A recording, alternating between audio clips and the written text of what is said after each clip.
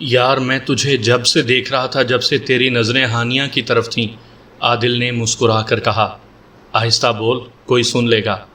آج مجھے اندازہ ہوا کہ تو کتنی محبت کرتا ہے اس سے۔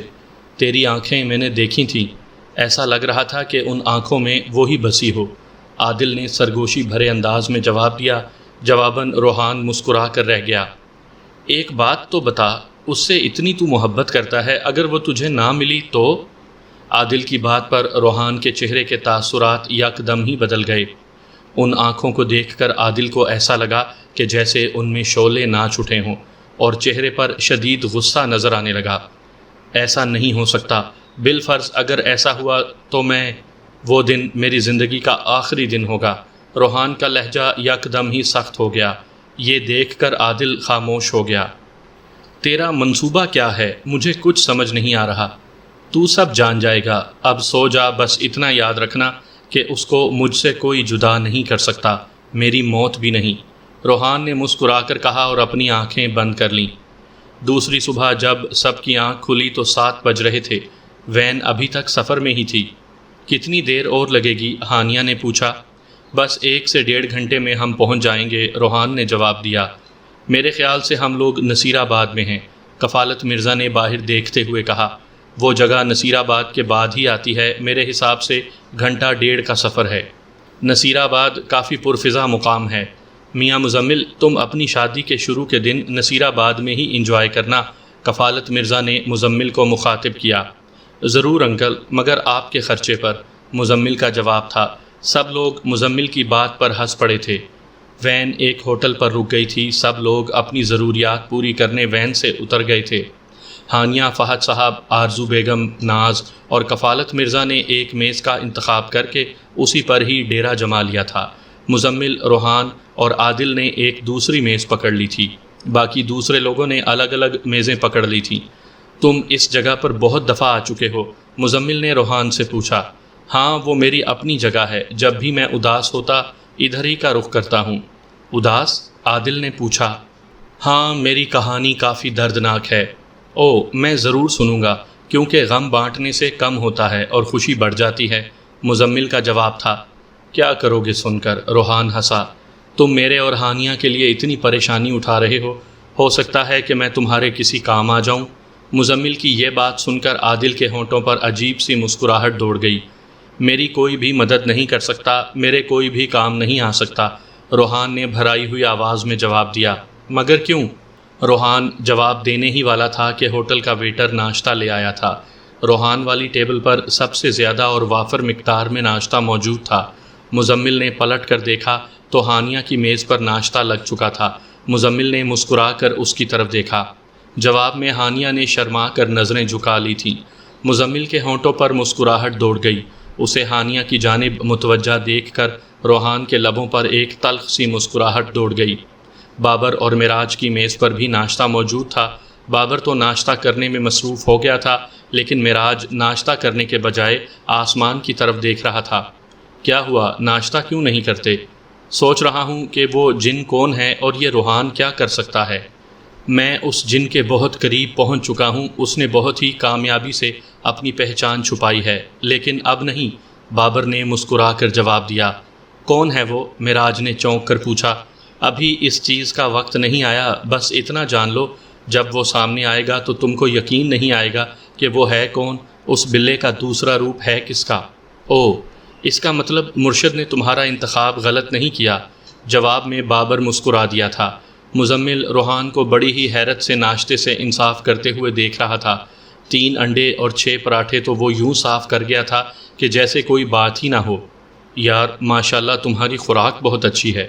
ہاں، سب کیا کریں، قبیلے میں سب ہی ایسے ہیں، روحان نے جواب دیا۔ تم نے یہ نہیں بتایا کہ کوئی تمہاری مدد کیوں نہیں کر سکتا؟ یہ سن کر روحان نے ایک طویل سانس لی اور بولا، محبت نے مجھے در بدر کر دیا۔ محبت نے؟ مزمل نے اس کی طرف چونک کر دیکھا۔ ہاں، مجھے ایک لڑکی سے محبت ہو گئی تھی، اسی محبت کی وجہ سے مجھے قبیلے سے نکال دیا گیا۔ کیوں نکال دیا؟ مزمل کے بجائے عادل پوچھ بیٹھا۔ کیوں؟ وہ لڑکی ہمارے جیسی نہیں تھی۔ کیا مطلب؟ جواب میں روحان نے ٹھنڈی سانس لی اور مزمل کی طرف دیکھنے لگا، اور قدرے توقف کے بعد دوبارہ بولا، میرے دوست، وہ ہمارے قبیلے کی نہیں تھی اور یہ قبیلے کا اصول ہے کہ ہم کسی غیر کو اپناتے نہیں۔ کیا اس لڑکی کو پتہ ہے کہ تم اس سے محبت کرتے ہو؟ مزمل نے پوچھا۔ نہیں، وہ کسی اور سے محبت کرتی ہے۔ اوہ، کون ہے وہ؟ اس سے وہ بدنام ہو جائے گی میرے دوست، لیکن میرا وعدہ ہے میرے دوست، میں تم کو بتاؤں گا ضرور۔ مزمل حیرت سے اسے دیکھنے لگا تھا۔ اچانک اس کی نظر ہانیہ پر پڑی جو اس سمت جا رہی تھی جہاں ہوٹل کے واش روم بنے ہوئے تھے۔ آرزو بیگم اس کے ساتھ تھیں۔ ہانیہ واش روم میں داخل ہو گئی، آرزو بیگم باہر ہی کھڑی رہیں۔ واش روم سے فارغ ہونے کے بعد ہانیہ نے جیسے ہی بیسن سے ہاتھ دھوئے، اچانک اسے ایسا لگا جیسے اس کے آس پاس کوئی ہے، جیسے وہ اس جگہ اکیلی نہ ہو۔ یہ احساس نہایت شدید تھا۔ ہانیہ کو خوف محسوس ہونے لگا تھا۔ اس نے جلدی جلدی ہاتھ دھوئے اور واش روم سے باہر نکل گئی۔ باہر نکلتے وقت اس نے اپنے کانوں میں وہی مانوس سی غراہٹ سنی۔ اس نے چونک کر ادھر ادھر دیکھا، وہاں کوئی نہیں تھا، مگر ہانیہ کو کسی کی موجودگی کا احساس برابر ہو رہا تھا۔ اس کے ماتھے پر پسینے کے قطرے چھلک آئے۔ اس کی امی نے یہ دیکھ کر پوچھا، کیا ہوا؟ کچھ نہیں امی، اب چلیں۔ وہ اپنی امی کے ساتھ آگے بڑھ گئی۔ اس کی امی اس کو حیرت زدہ نظروں سے دیکھ رہی تھیں اور پھر سب وین میں سوار ہو گئے۔ وین چل پڑی تھی۔ بھائی روحان، تم تو بہت خوش خوراک ہو، کفالت مرزا نے کہا۔ جی بس بزرگوں کا فیض ہے، روحان کا جواب تھا۔ اچھا ہے میاں، تم نے شادی نہیں کی، ورنہ تمہارا حال فہد جیسا ہوتا۔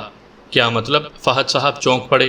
شادی کے بعد انسان کا خون جو خشک ہو جاتا ہے۔ ان کی بات سن کر سب نے ایک بھرپور کہکہا لگایا تھا۔ ہانیہ اور ناز کے ہونٹوں پر مسکراہٹ تھی، لیکن آرزو بیگم کفالت مرزا کو زہر خند نظروں سے دیکھ رہی تھیں۔ ان کا بس ہی نہیں چل رہا تھا، ورنہ وہ انہیں کچا چبا جاتی۔ وادی انتہائی خوبصورت اور چھوٹی سی تھی، حسین اور قدرتی مناظر سے بھرپور۔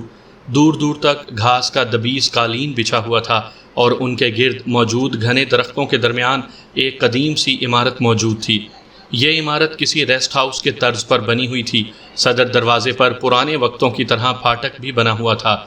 دور سے ہی اندازہ ہوتا تھا کہ عمارت کے اندر آتش دان بھی ہوگا، کیونکہ چھت پر دھوئیں کی چمنی نکلی ہوئی دکھائی دے رہی تھی۔ اس چمنی کے گرد کبوتروں نے اپنے آشیانے بنائے ہوئے تھے جو کہ کافی تعداد میں موجود تھے۔ واہ، کیا خوبصورت جگہ ہے، بالکل میرے خوابوں کا تاج محل۔ ان کبوتروں کو دیکھ کر کفالت مرزا کا بول پڑنا لازمی تھا۔ وہ عمارت کی طرف قدم بڑھا رہے تھے اور حیرت بھرے نظروں سے ان قدرتی نظاروں کو دیکھ رہے تھے۔ پرندوں کے چہچہانے کی آوازیں چاروں طرف گونج رہی تھیں، جس کو سن کر نہایت ہی خوبصورت احساس من میں جاگتا تھا۔ واقعی بہت خوبصورت جگہ ہے، میں نے اتنی دلکشی پہلے کبھی نہیں دیکھی، ہانیہ نے سحر زدہ انداز میں کہا۔ ہے تو خوبصورت، ناز نے جواب دیا، جو کہ ان نظاروں کو بڑی ہی دلچسپی سے دیکھ رہی تھی۔ مجھے نہیں معلوم تھا ایسی جگہ نصیر آباد کہیں موجود ہے، کفالت مرزا نے کہا۔ اس جگہ کو زیادہ لوگ نہیں جانتے، چونکہ میں اکثر آتا رہتا ہوں، اس لیے مجھے معلوم ہے، روحان نے جواب دیا۔ واقعی دنیا میں کہیں جنت ہے تو یہی ہے، آرزو بیگم بولی۔ یار واقعی شادی کرنے کے لیے تو یہ جگہ بہترین ہے، مزمل نے مسکرا کر کہا، اور ہانیہ کی جانب دیکھا تو وہ شرما گئی اور اس نے منہ دوسری طرف گھما لیا۔ ابھی عادل کچھ کہنا ہی چاہتا تھا کہ ہوا کے دوش پر پانی کے گرنے کی آواز ان کے کانوں سے ٹکرائی۔ روحان رک کر مڑا اور بولا، ان درختوں اور سبزہ زاروں کے بیچ میں تھوڑے فاصلے پر ایک پہاڑی ہے، اس میں سے ایک قدرتی آبشار گر رہی ہے۔ اس پہاڑ کے ساتھ ایک جھیل ہے اور آبشار کا سارا پانی اسی جھیل میں گرتا ہے۔ پھر تو ہم ضرور چلیں گے روحان بھائی، ناز نے کہا۔ ہاں ہاں، کیوں نہیں۔ ابھی تک روحان اور ہانیہ کے درمیان کوئی بات نہیں ہوئی تھی۔ نہ جانے کیوں ہانیہ کو روحان سے خوف محسوس ہونے لگا تھا۔ وہ اس وادی کا سب سے خوبصورت ٹکڑا ہے، روحان نے کہا۔ واقعی یار، تم نے بے حد عمدہ جگہ کا انتخاب کیا ہے، عادل بولا۔ بہت شکریہ، روحان بولا۔ پھر مزمل نے پھاٹک کا دروازہ کھولا اور سب اندر داخل ہو گئے۔ اندر داخل ہوتے وقت مزمل اور ہانیہ ایک دوسرے کے آگے پیچھے تھے۔ ہانیہ سے پھوٹتی دل فریب خوشبو مزمل کے جذبات کو گدگدا رہی تھی۔ مزمل نے سوچا کہ یہ موقع اچھا ہے کہ اپنے محبوب کا ہاتھ تھامنے کا۔ اس نے فوراً ہی ساتھ چلتی ہوئی ہانیہ کا ہاتھ تھام لیا۔ جیسے ہی ہانیہ کا ہاتھ مزمل کے ہاتھ میں آیا، اسے ایک جھٹکا سا لگا اور دوسرے ہی پل اس کے چہرے کا رنگ سرخ ہو گیا۔ ابھی وہ کچھ کہنا ہی چاہتی تھی کہ اچانک ایک جھٹکا سا لگا اور مزمل کا ہاتھ ہانیہ کے ہاتھ سے نکل گیا۔ اس نے ہانیہ کو گھورا۔ تم نے ہاتھ چھڑوا دیا؟ نہیں تو۔ نہیں، تم نے ہاتھ چھڑوایا ہے۔ پھر وہ چونک کر ادھر ادھر دیکھتا ہوا بولا، ارے ہاں یہ ٹھیک ہے، ابھی سب دیکھ رہے ہیں، چلو اب نہیں پکڑوں گا تمہارا ہاتھ۔ لیکن میں نے، اس نے بولنا چاہا، لیکن مزمل نے مسکراتے ہوئے اپنے ہونٹوں پر انگلی رکھتے ہوئے اسے خاموش کروا دیا اور آگے بڑھ گیا۔ ہانیہ حیرانگی سے آگے بڑھ گئی۔ وہ یہی سوچ رہی تھی کہ اس نے ہاتھ نہیں چھڑایا۔ اس نے تو صاف محسوس کیا تھا کہ کسی نے جھٹکے سے اس کا ہاتھ مزمل کے ہاتھ سے الگ کیا ہے۔ اس کو اپنے ہاتھ میں سخت قسم کی جلن سی محسوس ہو رہی تھی۔ عمارت صاف تھی، یوں لگ رہا تھا کہ جیسے ان لوگوں کے آنے سے قبل ہی اس عمارت کو صاف کیا گیا ہو۔ ہر جگہ سے نفاست اور صفائی کے جلوے دکھائی دے رہے تھے۔ یہ ایک بہت بڑا صحن تھا جس کے ایک جانب باغیچہ بھی موجود تھا، لیکن خالی عمارت ہونے کے سبب اس باغیچے میں چند سوکھے ہوئے جنگلی پودوں کی بہتات تھی۔ ایسے میں بابر کی آواز ابھری، کیا اس عمارت میں کوئی رہتا بھی ہے؟ نہیں، روحان بولا۔ او، تو یہ سب صفائی؟ یہ جگہ میری ہے اور میں یہاں کا شہنشاہ ہوں، میں اکثر و بیشتر یہاں آتا رہتا ہوں، روحان نے مسکرا کر جواب دیا۔ پھر کوئی کچھ نہ بولا۔ اب وہ اندرونی حصے میں آ چکے تھے، ایک حال نما کمرے میں جس میں باقاعدہ کرسیوں اور بڑی بڑی میزوں کا انتظام تھا۔ آپ لوگ کچھ آرام کریں، پھر کھانے کے بارے میں سوچتے ہیں، ان خدمت گزاروں میں سے ایک نے کہا جو ان کے ساتھ آئے تھے۔ یہ خدمت گزار تعداد میں 3 تھے۔ خیال رہے یہاں کھانا لکڑیوں پر ہی بنتا ہے، روحان نے مسکرا کر کہا۔ کوئی بات نہیں صاحب، ہم دیکھ لیں گے، ایک خدمت گزار نے جواب دیا۔ اندر کچن موجود ہے اور کھانے پینے کا تمام سامان بھی، گوشت سے لے کر سبزی تک ہر چیز ملے گی، اور نہیں ملے گی تو گیس نہیں، روحان نے جواب دیا۔ کوئی مسئلہ نہیں، کفالت مرزا نے جواب دیا۔ ان تینوں خدمت گزاروں نے واقعی بہت لذیذ کھانا بنایا تھا۔ روحان کو جن لوگوں نے پہلی بار کھاتے دیکھا تھا وہ تو اپنی انگلیاں ہی منہ میں دبا کر رہ گئے تھے۔ ہانیہ اس کی خوش خوراکی سے حیران تھی۔ اف، کتنی تیزی سے وہ ہاتھ اور منہ چلا رہا تھا، جبکہ مزمل اور عادل تو مسکرا رہے تھے۔ کھاتے وقت وہ گرد و پیش سے بالکل ہی بے نیاز ہو چکا تھا۔ نہ جانے کیوں بابر اور معراج نے معنی خیز نگاہوں سے ایک دوسرے کی طرف دیکھا تھا۔ میاں، واقعی ابن صفی بہت بڑے ادیب تھے، کفالت مرزا نے روحان کو مخاطب کرتے ہوئے کہا۔ روحان اس بے موقع سوال پر حیران رہ گیا اور نیپکن سے ہاتھ صاف کرتے ہوئے بولا، مجھے آپ کی بات سمجھ نہیں آئی۔ میاں، میں یہ کہہ رہا ہوں کہ اگر وہ زندہ ہوتے تو اپنے کردار قاسم کو حقیقی زندگی میں دیکھ کر بہت خوش ہوتے۔ کیا مطلب؟ سب نے یک زبان ہو کر پوچھا۔ ارے یار، جاسوسی دنیا کا سب سے معروف کردار قاسم بھی بہت خوش خوراک تھا، مگر آج روحان نے اس کا بھی ریکارڈ توڑ دیا۔ کفالت مرزا نے اپنی بات مکمل کی۔ ان کی بات پر سب ہنس پڑے تھے۔ آپ نے مجھے کھاتے ہوئے دیکھا کہاں ہے؟ میں اب بھی اس سے 3 گنا زیادہ کھا سکتا ہوں، ورنہ شرط لگا لو، روحان نے سنجیدگی سے کہا۔ اس کی بات سن کر بابر اور معراج کے ہونٹوں پر پر اسرار مسکراہٹ کھل گئی۔ میرا دل چاہ رہا ہے کہ شام کو جھیل پر سیر کو چلیں، ہانیہ نے مسکرا کر کہا۔ ہانیہ کی بات پر روحان فوراً ہی بولا، ہاں ٹھیک ہے، سب چلیں گے، وہاں مچھلی کا شکار بہت ملتا ہے اور اسی جگہ بھون کر کھائیں گے۔ او، خیال تو اچھا ہے، مگر مچھلی کا شکار؟ کفالت مرزا کی آنکھیں چمک اٹھیں۔ آپ لوگ باتیں کریں، میں ذرا باہر کا چکر لگا کر آتا ہوں، روحان نے کہا اور تیزی سے کمرے سے باہر نکل گیا۔ اس کے جاتے ہی مزمل بھی اس کے پیچھے چل پڑا۔ ارے کہاں؟ فہد صاحب نے آواز دی۔ آتا ہوں، روحان سے کام ہے۔ جیسے ہی مزمل باہر پہنچا تو روحان کا دور دور تک پتہ نہیں تھا۔ وہ یوں غائب تھا جیسے گدھے کے سر سے سینگ۔ اس کو کافی حیرت ہوئی تھی، بھلا اتنی جلدی وہ کہاں جا سکتا ہے؟ اس نے ادھر ادھر دیکھا مگر روحان نظر ہی نہیں آیا۔ پھر وہ رکا نہیں اور تیز تیز چلتا اس طرف جا پہنچا جہاں ان کی وین کھڑی تھی۔ اچانک ایک آواز ان کے کانوں سے ٹکرائی، میاؤں۔ وہ چونک کر مڑا، اس کے سامنے وہی کالے رنگ کا بلّا موجود تھا جو اس کو خون خوار نگاہوں سے دیکھ رہا تھا۔ مزمل سناٹے میں آ گیا۔ اس بلے کی آنکھوں میں خون اترا ہوا تھا، صاف معلوم ہو رہا تھا کہ وہ حملہ کرنے سے بھی نہیں چوکے گا۔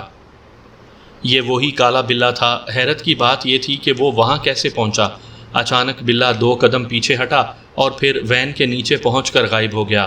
مزمل نے جھک کر دیکھا اور پھر ایک لمبی سانس لی اور پھر وہاں سے واپس چل پڑا۔ اس کالے بلے نے اس کو تشویش میں مبتلا کر دیا تھا۔ عین اسی وقت ایک آواز اس کے کانوں سے ٹکرائی، مزمل۔ وہ چونک کر مڑا تو سامنے روحان کھڑا اس کو مسکراتی ہوئی نظروں سے دیکھ رہا تھا۔ اس کے پاس مچھلی کا جال اور کانٹا تھا۔ کہاں گھوم رہے تھو؟ میں تمہاری تلاش میں نکلا تھا۔ میری تلاش میں؟ مگر میں تو مچھلی کی ڈور اور کانٹا لینے گیا تھا۔ مزمل اس کے قریب آ گیا اور بولا، ابھی وہ ادھر ہی دکھائی دیا ہے، گاڑی کے نیچے تھا۔ کون؟ وہی سیاہ بلّا، وہ اس ہائیس کے نیچے گیا ہے۔ جانے دو، وہ لاپرواہی سے بولا، اب وہ یہاں سے جا ہی نہیں سکتا، آج کی رات میں اس کو۔ وہ بولتے بولتے رک گیا۔ اچانک مزمل بولا، تم نے وعدہ کیا تھا کہ محبت کے بارے میں بتاؤ گے کہ وہ کون ہے۔ ضرور وعدہ کیا تھا، یہ بھی رات کو بتاؤں گا جب آخری مارکا ہوگا۔ بس اتنا جان لو، وہ اگر پانی ہے تو میں آگ ہوں۔ روحان نے عجیب سے لہجے میں کہا، یہ کیا بات ہوئی؟ شادی میری ہے، تم مجھے اپنی محبت کا بتاؤ گے؟ ہاں دوست، زیادہ بے صبری اچھی نہیں ہوتی، وقت کا انتظار کرو۔ میں دعا کروں گا میرے دوست، تمہاری محبت تمہیں مل جائے اور تم کامیاب ہو جاؤ۔ مزمل صدقے دل سے بولا۔ اس کی بات سن کر روحان نے اس کو عجیب انداز میں دیکھا اور پھر اس کے لبوں پر مسکراہٹ پھیل گئی۔ آج تو آسمان پر کالے بادل ہیں۔ مزمل نے آسمان کی طرف دیکھ کر کہا، ہاں پھر تو بارش ضرور ہوگی۔ روحان نے اتنا کہا اور عمارت کی جانب قدم بڑھا دیے۔ کالے بادل واقعی امڑ کر آ رہے تھے۔ عمارت میں موجود ہر فرد روحان کی ایما پر باہر نکل آیا تھا۔ سب کا رخ اس جھیل کی جانب تھا۔ بڑا ہی دلکش نظارہ تھا۔ پہاڑ کے دامن سے آبشار کا پانی اس نیلگوں جھیل میں گر رہا تھا جس کا راستہ درختوں کے درمیان سے نکلا تھا۔ روحان کے پاس مچھلی پکڑنے کا سامان تھا، جبکہ مزمل اور ہانیہ ایک پتھر پر بیٹھے جھیل کا نظارہ کر رہے تھے، جبکہ سب لوگ مختلف ٹولیوں میں بٹ کر اپنی اپنی سیر کر رہے تھے۔ عادل اور روحان آبشار کے دوسری طرف چلے گئے تھے۔ ہانیہ کتنی رومانوی جگہ ہے۔ اچھا، ہانیہ مسکرائی۔ کیوں، تمہیں رومان محسوس نہیں ہوتا؟ پانی کی آواز میں، پرندوں کے شور میں، یہ وادی، یہ سبزہ، یہ جھرنا، یقین کرو مجھے ایسا لگتا ہے کہ جیسے میں اور تم ادھر ہی اکیلے ہیں۔ اتنا کہہ کر مزمل نے ہانیہ کا ہاتھ پکڑ لیا۔ مزمل کی اس حرکت سے ہانیہ کے چہرے کا رنگ ہی بدل گیا۔ حیا کے سارے رنگ جیسے اس کے چہرے پر نظر آنے لگے۔ اس نے فوراً ہی آہستگی سے اپنا ہاتھ چھڑایا اور دھیرے سے بولی، یہ سب شادی کے بعد کوئی دیکھ لے گا۔ ہم نے محبت کی ہے، کوئی گناہ تو نہیں؟ مزمل نے خالص عاشقانہ انداز میں جواب دیا، بے شک گناہ نہیں، لیکن یہ سب شادی کے بعد نہیں، ابھی۔ مزمل نے ضد کرتے ہوئے فوراً ہی ہانیہ کا ہاتھ پکڑ لیا۔ اس بار گرفت تھوڑی سخت تھی۔ مزمل پلیز، ہانیہ نے کمزور سے لہجے میں احتجاج کیا اور ہاتھ چھڑانے کی کوشش کی۔ اس سے قبل وہ ہاتھ چھڑا پاتا، ایک تیز قسم کی غراہٹ کی آواز سنائی دی۔ غراہٹ سنتے ہی دونوں چونک گئے۔ ان سے تھوڑے ہی فاصلے پر ایک سیاہ رنگ کا بلّا اپنی سرخ آنکھوں سے مزمل کو گھور رہا تھا۔ ہانیہ کے حلق سے ایک دلخراش چیخ نکلی اور وہ پتھر سے اٹھ کھڑی ہوئی۔ مزمل بھی قہر آلود نظروں سے اس بلے کی جانب دیکھ رہا تھا۔ اچانک بلّا 2 قدم پیچھے ہٹا۔ اسی پل مزمل نے پتھر اٹھایا اور پوری قوت سے بلے کی جانب اچھال دیا۔ پتھر بلے کی کمر پر لگا تھا۔ پتھر کے لگتے ہی بلے کے حلق سے ایک درد بھری غراہٹ نکلی۔ اس نے جست لگا کر مزمل پر حملہ کر دیا۔ وہ اس افتاد پر بوکھلا گیا اور بلے کے وزن سے پانی میں جا گرا۔ یہ منظر دیکھ کر ہانیہ چلاتی ہوئی دوسری سمت بھاگ اٹھی۔ تھوڑے ہی فاصلے پر کفالت مرزا، فہد صاحب، آرزو بیگم، ناز اور دوسرے لوگ اس کو مل گئے۔ کیا ہوا بیٹا؟ چہرے پر ہوائیاں کیوں اڑ رہی ہیں؟ وہ بلّا، اس نے مزمل پر حملہ کر۔ وہ بات بھی پوری نہ کر سکی اور رونے لگی۔ ہانیہ کو روتا دیکھ کر سب ہی بوکھلا گئے، خاص طور پر آرزو بیگم۔ فہد صاحب بھی کچھ کم پریشان نہیں تھے۔ سب ہی اس کو چپ کروانے میں لگ گئے تھے، مگر وہ روئے جا رہی تھی اور پھر اچانک مزمل کا خیال آنے پر سب لوگ اس کی طرف بھاگے۔ بابر اور معراج آگے آگے تھے۔ جب سب لوگ وہاں پہنچے تو سب نے مزمل کو پتھر پر بیٹھا ہوا پایا۔ اس کے چہرے سے خون رس رہا تھا۔ پاس ہی روحان اور عادل بھی کھڑے تھے۔ یہ کیا ہوا؟ یہ کیا ہوا؟ فہد صاحب بوکھلا کر چلا اٹھے۔ اس بلے نے حملہ کر دیا تھا۔ جب ہم لوگ پہنچے تو مزمل بھائی پتھر پر بیٹھے تھے۔ عادل نے جواب دیا، ارے کچھ نہیں، معمولی سی چوٹ ہے، اس نے اپنے پنجوں سے مجھے زخمی کر دیا۔ مزمل نے مسکرا کر کہا اور پھر خود ہی چھوڑ کر بھاگ گیا۔ خدا غارت کرے اس منحوس جن کو، کیڑے پڑیں۔ آرزو بیگم رونے لگ پڑیں۔ یہ سن کر روحان کا چہرہ کچھ عجیب سا ہو گیا۔ دوسرے ہی پل وہ مسکرانے لگا۔ تم اس کو معمولی چوٹ کہہ رہے ہو؟ چلو وین میں، فرسٹ ایڈ ہے، فہد صاحب نے جواب میں کہا۔ سب لوگ وین کی جانب چل پڑے تھے۔ روحان اور مزمل ان سب سے پیچھے تھے۔ آج رات آخری مارکا ہوگا اور پھر میری فتح، روحان زیر لب بڑبڑایا۔ یہ سن کر عادل اس کو چونک کر دیکھنے لگا۔ سب آہستہ آہستہ چلتے ہوئے وین تک پہنچ گئے۔ کیا ہوا تھا؟ ناز نے آہستہ سے اس سے پوچھا۔ کچھ نہیں، مزمل نے میرا ہاتھ پکڑا، شاید وہ اس جن کو ناگوار گزرا۔ ہانیہ نے جواب دیا۔ کیا روحان اس کا مقابلہ کر پائے گا؟ پتہ نہیں، اس نے شانے اچکائے۔ اللہ پاک تمہیں اور مزمل بھائی کو کامیاب کرے، میری دعا ہے وہ موذی اپنے انجام کو ضرور پہنچے۔ ناز نے سنجیدگی سے دعا دی۔ آمین۔ پھر جیسے ہی سارے لوگ وین پر چڑھے، اسی وقت تیز قسم کی بارش شروع ہو گئی۔ ان کا جھیل کی سیر کا سارا پروگرام چوپٹ ہو گیا تھا اور سب لوگ واپس لوٹ آئے تھے۔